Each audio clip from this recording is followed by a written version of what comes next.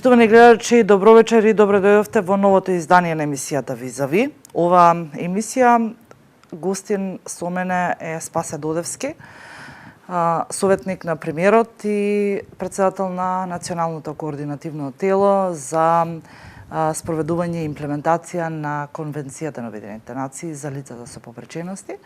Фокусот ни е ставен врз децата со попречености, но секако не ги исклучуваме и останатите лица. Спасе, добре дојде во Визави. Добро најдов, добро вечер. Така.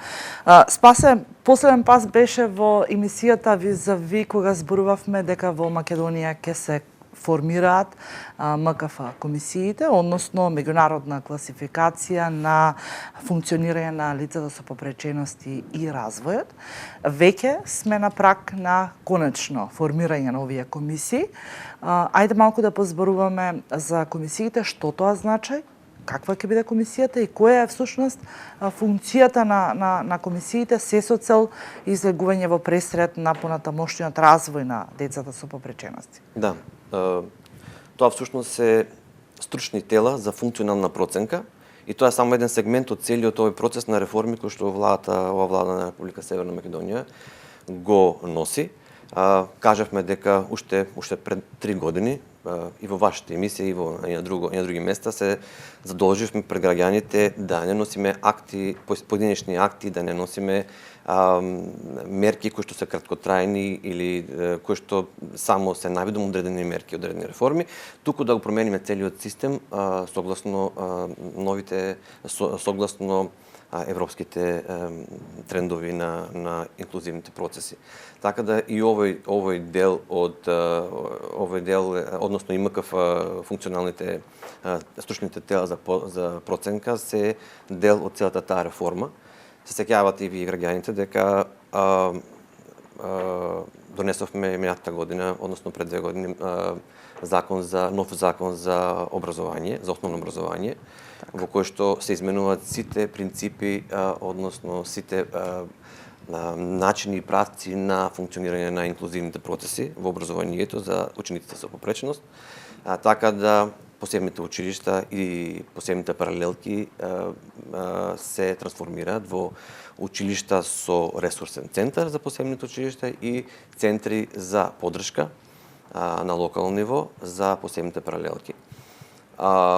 Со создавањето или со отпочнувањето на институционализација на овие стручни тела, функционални стручни тела за функционална проценка, започнавме да го практикуваме новиот метод и новиот пристап кој што е далеку од досегашниот медицински, и овие стручни тела за проценка имаат за цел да го опишат, односно да дадат одредена слика, да дадат проекција за функционалната слика, функционалниот профил на детето со попреченост и исто така да препорачаат одредени услуги во заедницата или одредени услуги кои што државата треба да ги обезбеди согласно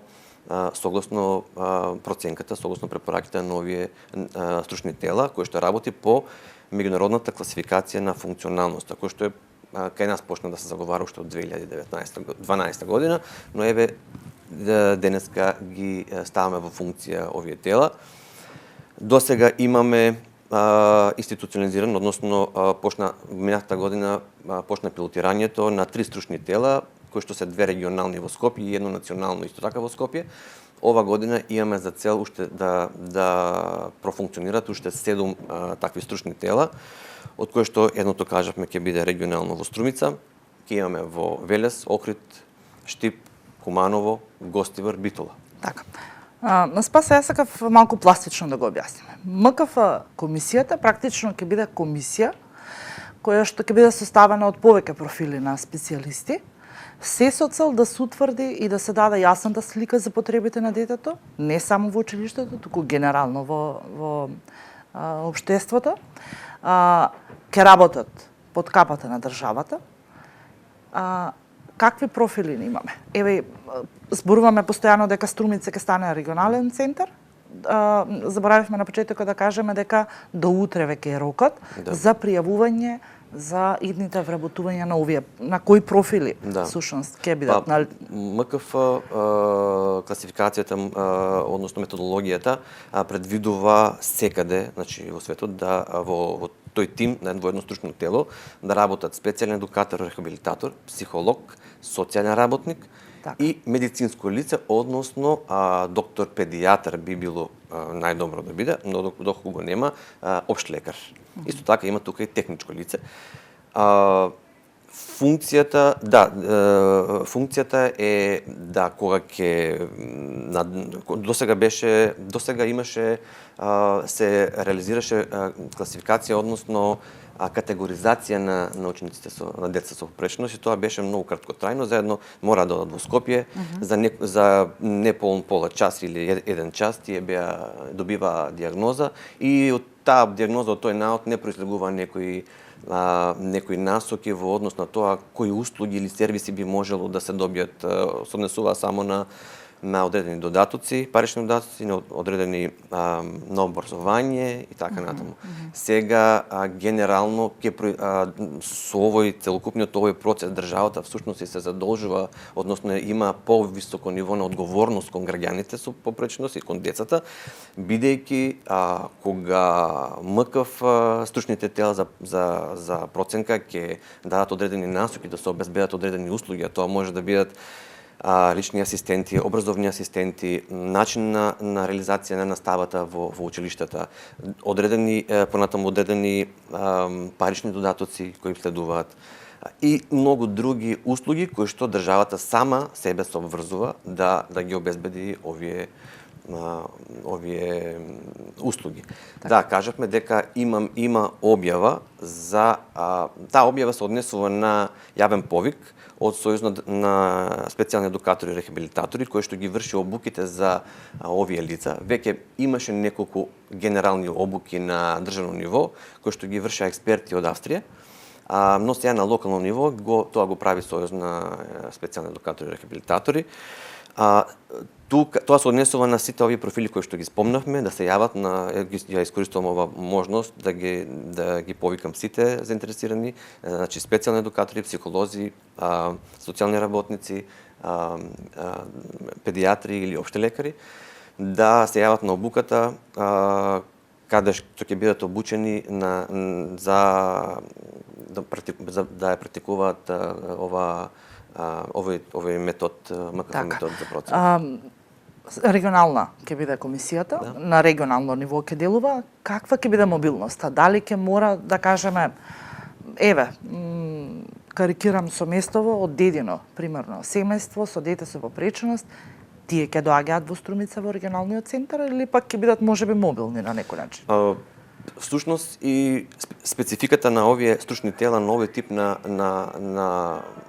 меѓународната класификација за функционалноста е во тоа што тие ќе бидат многу поблиску до семејството, односно на терен едно од обврските ќе бидат и да можат да ги посетуваат и домовите, да бидат во училиште. Значи функционалноста да добијат профилот на функционалност на детето во соработка со сите фактори кои влијаат тука, дури наставникот во училиштата, социјалниот работник, старателот, родителот, роднините. Тоа ќе биде една генерална слика на функционалноста, каде што отпосле мора да биде најмногу автентична. И секако дека да не забораваме да кажеме дека оваа услуга, односно оваа здравствена услуга, да кажеме, или проценката ќе биде целосно бесплатна. До сега, кажеме, сите беа од Скопје, сега ќе биде регионално. Да, ќе доаѓаат и на локацијата, во просториите, но најголем дел ќе се реализира токму на терен, онаму кај што се активностите на самото дете или лице со попреченост во заедницата. Така.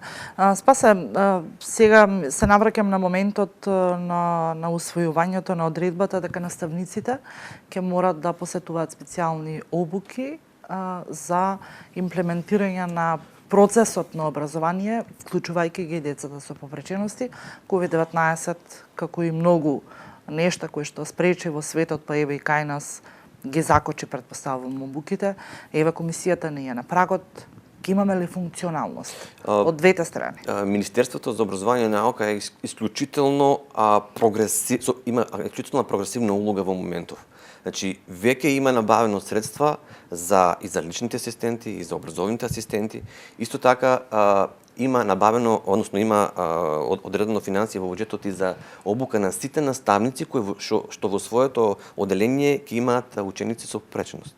Да кажеме дека тие наставници нема да работат сами, туку ќе добиват и одредена образовна асистенција, секако таму кај што е потребно. Најмногу може до двајца ученика да добијат образовна асистенција, односно нема да биде улогата на образовните асистенти само да работат со тие деца, туку да асистира во обезбедувањето на условите и целокупната атмосфера за работа согласно присуството на овие деца во оделението.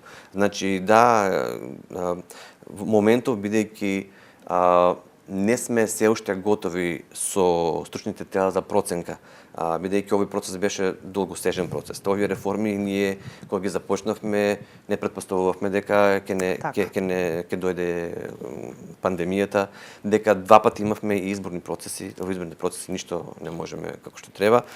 Така да колку што можеме прогресивно ги исполнуваме овие обврски да можеме да почнеме, затоа и Струмица е регион, односно општина, каде што во најбрз можен начин можеме да ја институционализираме ова стручно тело за поддршка, така да се растрети целата работа, односно целиот тој огромен интерес кон МКФ стручните тела кои што се моментално во Скопје.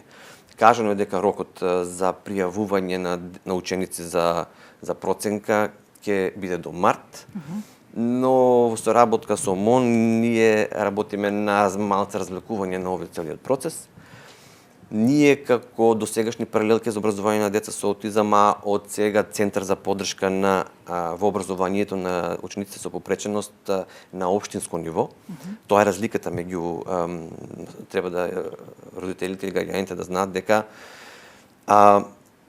центар, односно училиште за училиште со ресурсна улога, со ресурсен центар во нашиот регион е назначено да биде досегашното посебно училиште Свети Климент Охридски во Ново село, кој што има огромни ресурси и капацитети и ќе води сметка за сите тие активности, односно координација со сите училишта, односно сите општини, освен со тие општини каде што има досегашни некакви паралелки за образование на деца со попреченост, како што е во Струмица. Значи, Центарот за поддршка во Струмица ќе има компетенции над сите основни училишта и средни училишта во општина Струмица, но сепак побарувањето или координацијата со ресурсниот центар во Ново село мора да биде во тесна соработка, бидејќи само ресурсните центри, училиштата со ресурсен центар имаат право да побаруваат, односно да прават јавни повици, огласи за лични асистенти, за услуги и да ги шират во соработка со училиштата сите тие услуги и сервиси кои што треба да бидат и на локално ниво. Така, Спасе, кога ќе се спомне општина Струмица, некако го поврзуваат сите аутизмот со тебе, некако како да им беше пионер во растењето на инклузијата на децата со попреченост во образовниот процес. Ова не е фалба, ова не е ништо друго, туку факт како новинари кои што го согледуваме со годините. Каква е соработката на другите општини? Еве спомнуваме дека Ново село ќе биде регионален ресурсен центар. Каков е интересот од другите општини? Струмица, тоа сакам да кажам како паралела, Струмица од многу одамна веќе ги направи некаква инклузија на децата, но што е со другите општини, еве во Малтене, во регионот, во Ландово, Дојран, Гевгелија? Најискрено, да бидеме искрени, како што во целата држава сите овие реформи носат одредена носталгија или повеќе потреба кај некои училишта или наставници или посебни училишта, посебни паралелки, редовни училишта за да остане ова што било до сега. Така и кај нас во аутизмот имаме одредена, односно во паралелките за образование на деца со аутизам, одредена носталгија, бидејќи ние го отпочнавме целокупното образование на ученици со аутизам во државата. Тоа се првите три паралелки кои што почна со образование на деца со аутизам, кои што до тогаш беа секаде, значи нема специализирано образование, но тоа не беше само наша заслуга, благодарение на тогашниот градоначалник Зоран Заев, сега премиерот на владата, односно на Република Северна Македонија, имавме добар тим за соработка, како и сега што имаме добра соработка во однос на Конституцијата, на сите нови реформи кои што ние сега ги заговараме, и реформите токму во стручните тела за поддршка за проценка, што е огромна реформа. Значи согласно Конвенцијата за Обединетите нации, тоа е огромен погодок. Да, соработката, ако збориме за соработка помеѓу училишта, односно од страна на училиштата, сите овие реформи наставници училишта ги дочекаа со малце резерва, и бидејќи тоа се базираше на неинформираноста, но токму тоа е улогата на нашето национално координативно тело за имплементација на Конвенцијата на Обединетите нации, кој што мораме во тесна соработка со училиштата, со општините, со градоначалници, дури со министрите, со администрацијата, да ги сензибилизираме и да објасниме потребата зошто е тоа потребно. Бидејќи веќе мораме да избегнеме, односно правата на лицата со попрешност веќе се на основа на човечки права. А човечките права се однесуваат во однос на оваа категорија да бидат меѓу сите, да бидат на исто рамниште, да бидат еднакви со сите. Да. Многу е лесно, институции градевме, но да, тие беа доста корисни институции кои што ги градевме во минатото, кои што има огромна улога во градење на професионализмот, ресурсите, капацитетите на државата. Нашите почетоци беа тоа во државата, но сега имаме потреба, односно според Конвенцијата, односно Обединетите нации, мораме да бидат овие права да бидат на ниво на еднаквост. Да не бидат образованието, да не биде во посебни институции позади големи зидови, туку да биде во интерес на ученикот, во интерес на детето, таму кај што работи, кај што живее во заедницата. И од тука мора да истакнам храброста на оваа влада и на државата. Храброста е во тоа што има слух за да се издвојат средства и финанси, и владата и сите ја гледаат потребата дека мораме да обезбедиме од буџетот, за да обезбедиме сите тие права на лицата со попреченост. Некаков прогрес да се има, но сакам тука да запрашам една работа. Одлична е реформата, одличен е начинот на кој што сакате да продолжите со работа. Се со цел, дел од конвенцијата, бидејќи претпоставам дека е огромна. Ја немам прочитано цела, дека конвенцијата е огромна со различни членови кои што како држава ќе треба да ги имплементираме во текот на годините. Каде се овде Центар за социјални грижи? Ве прашувам тргнувајќи од фактот дека пред само 2 дена имавме случај во Гостивар на починато 7-годишно дете кое што е со некаква попреченост, а Центар за социјални грижи нема никаков увид направено и не знае дека тоа дете постои и дека до таму отиде на работата да детето се врзува.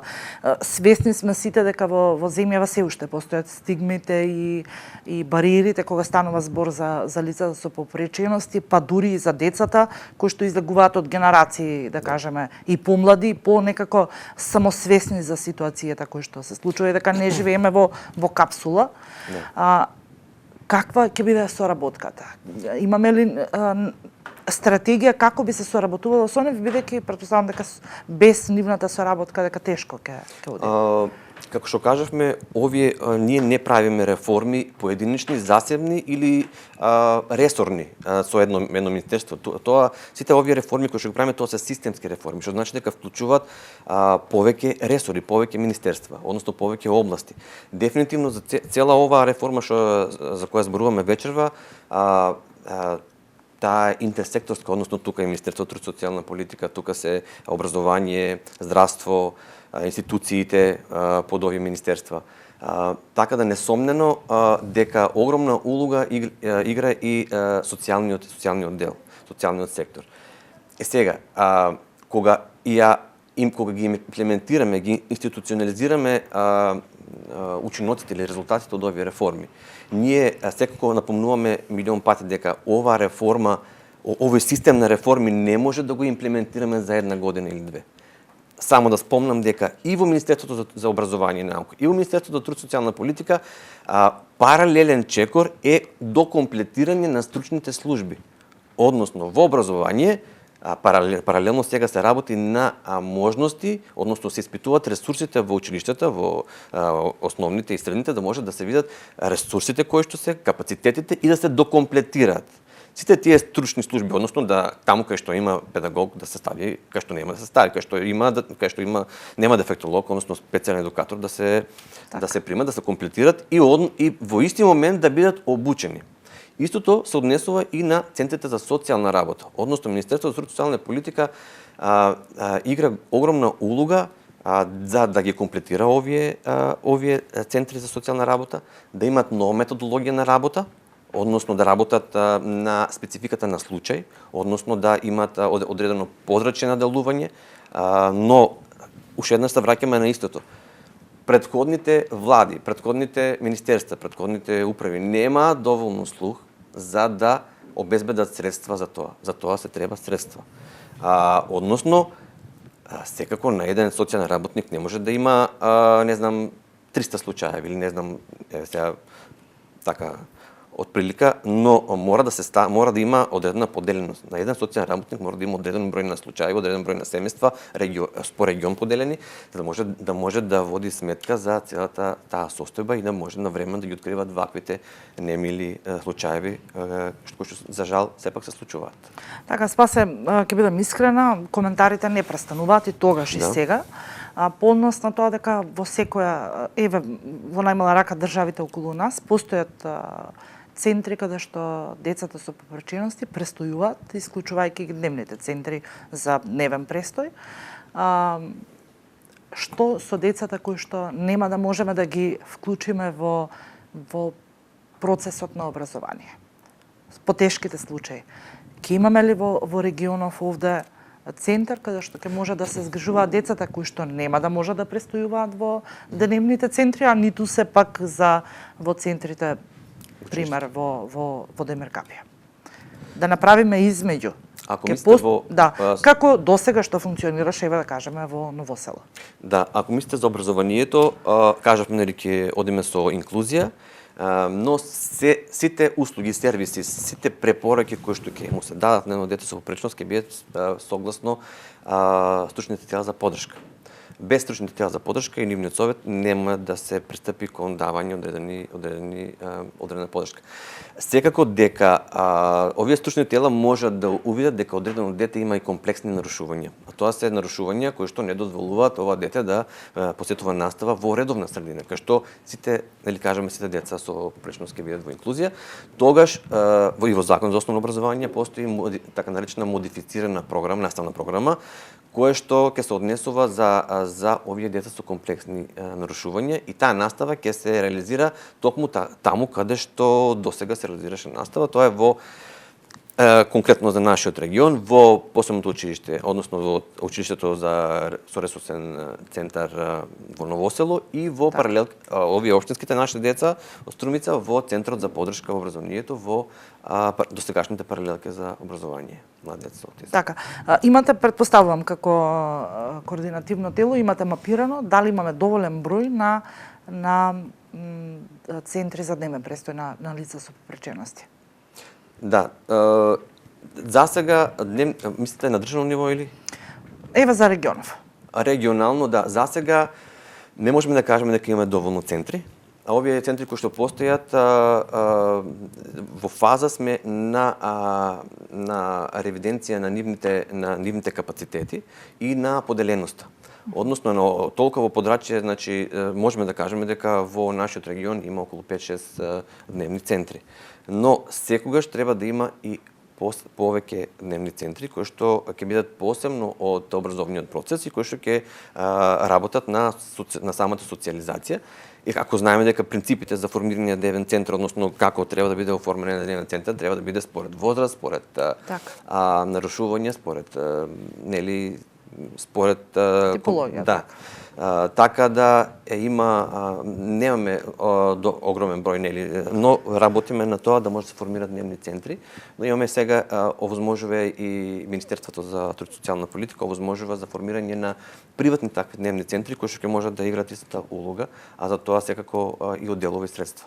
Така, приватни во смисол на Тоа се здружение, комерцијални како? или Тоа се невладениот сектор да, да го тоа работи? се носители на услуги, даватели на услуги кои што по Закон за социјална заштита добиваат средства по дете од Министерството за социјална политика, односно добиваат прво сертификат за работа, лиценца за работа и има доста такви кои што се отворија во низ целата држава. Така. Но секако и државата, односно Министерството го работи на зголемување и на квалитетот, и на ресурсите, но и бројот на дневните центри. Така, претпоставувам дека темава ќе оди до недоглед, имаме многу да зборуваме, некако да ставиме некаква рамка, што во моментов покрај формирањето на комисиите и започнување на работа на еден нов процес каде што ќе повлече и други институции и други тела во земјава, што друго националното координативно тело работи за имплементација токму на овие членови од Улогата на националното координативно тело е постојано да биде во соработка, во координација точно и со здруженијата, организацијата на лица со опречност, но и со поединците на лица со опречност. Ние освен овој процес кој што оваа реформа, огромна системска реформа која што ја правиме за лица со попреченост, ни следува одредена координација во однос на реформите, во однос на кадрите кои што треба да работат со лица со попреченост, односно со специјалните едукатори и рехабилитатори, односно да државата мора да најде начин, односно ние сме тука да советуваме на кој начин, да им овозможи можност за формирање на индивидуалните специјални едукатори и рехабилитатори да можат самите да нудат услуги и приватни и општествени во средината, бидејќи џабе ни е било кој закон, џабе ни е и стручни тела за проценка кои ќе советуваат одредени услуги, а тие услуги ние ги немаме во средината, во заедницата, да кажеме во Струмица или во регионот. Така да мора да им овозможиме на стручните кадри да може да бидат посебни даватели на услуги или сервиси, како логопеди, така специјални едукатори, така различни типови на услуги кои што ги имаме. Работиме на тоа, го формираме еден акт кој што во соработка сме со Министерството за социјална политика за тоа, но тоа во следниот период. А во исто време моментално координираме со националните инвалидски организации и односно со сите други здружени и организации, и слушувајќи ги нивните барања, секако дека барањата се со голема лепеза, огромен број на барања се тоа, но согласно ковид ситуацијата, согласно финансската можност, согласно перспективите кои би произлегле од оваа криза, тие ни кажуваат сите нивни потреби, сите нивни барања, што се фундаментални за нивното обстојување, и ние следен чекор ние во соработка со министерствата и институциите да ги донесеме најголем број, да добиеме, да овозможиме најголем број на вакви права кои што ги имаат такви барања да бидат обезбедени од институциите. Така да тоа ќе треба да помине преку системот, да можеме да ги обезбедиме сите тие права и барања што ги бараат. Така, почнуваме ли како општество да се сензибилизираме кога станува збор за инклузивното образование на лицата со попречености? Ако кажам дека почнуваме, ако кажеме дека сме на високо место во ова, че ќе биде тоа субјективно, но за тоа говори извештајот од Комитетот на Обединетите нации. Ние во 2018 година за прв пат како држава бевме во Обединетите нации во Женева, каде што ги излагавме, односно дававме извештај по сето тоа што државата претходно некои други влади направиле и тоа што планираме да се направи. После 4 години комитетот ни даде доста позитивни оценки, односно тоа што го правиме, со назнака дека сето ова секако дека не е доволно и дека не е целосно. Но ние не престануваме во тој процес да напредуваме и секојдневно, секој месец имаме повеќе процеси кои што во исти начин фронтално ги буткаме. И секако јас сум доста благодарен и на лица со попреченост, на здруженијата, на инвалидските организации кои што ние сме во секојдневна соработка со нив, тие секојдневно ги кажуваат нивните потреби, заедно работиме на тие проекти, се по принципот ништо за нас без нас. Така да јас мислам дека ќе успееме во тоа. Така. Јас ти благодарам на исцрпните одговори. пак ќе кажам дека темата е навистина интересна, луѓето треба да се запознаваат и сметам дека почесто треба да имаме вакви емисии кои што едноставно ќе дадат друг патоказ на видувањата на општата популација Се генерално. трудиме на ваков начин да ги Да. информираме граѓаните и самите лица со попреченост, но ете благодарност и до ТВ канал Вист кој секогаш е партнер во и да дојдат информациите на вистинско место во вистинско време. Така, ви благодарам уште еднаш што Благодарам. одвоивте време. Вам, почитувани гледачи, ви благодарам што и вие одвоивте време и бевте заедно со мојот гостин вечерва во Визави. Останете и понатаму со нашиот канал. Од мене до гледање.